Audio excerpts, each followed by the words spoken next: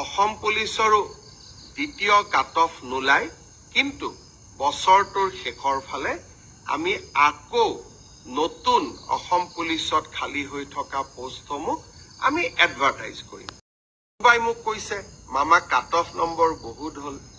Cut off নম্বৰটো চৰকাৰে নিয়ন্ত্ৰণ নকৰে। যদি 3000 পোষ্ট থাকে, আমি 2জন কৰি বা 3জন কৰি উত্তীৰ্ণ প্ৰাৰ্থীক মাতো। 3000 পূৰণ 2, 3000 পূৰণ 3, 9000। মেৰিট মতে 9000 নম্বৰটো আহি যোৱাৰ লগে লগে 9000 নম্বৰ লাভ কৰা ব্যক্তিজনৰ যিটো নম্বৰ, সেইটোৱে কাট অফলৈকে ৰূপান্তৰিত হয়। কাট অফ কোনেও বনাই নিদিয়ে। কাট অফ ছাত্ৰ ছাত্ৰীসকলৰ পৰীক্ষাৰ ফলাফলে নিৰ্ণয় কৰে।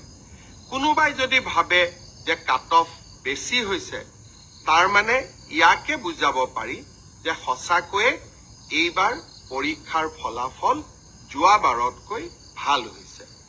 অসম পুলিচৰো দ্বিতীয় কাট অফ নোলায়, কিন্তু বছৰটোৰ শেষৰ ফালে আমি আকৌ নতুন অসম পুলিচত খালী হৈ থকা পোষ্টসমূহ আমি এডভাৰটাইজ কৰিম।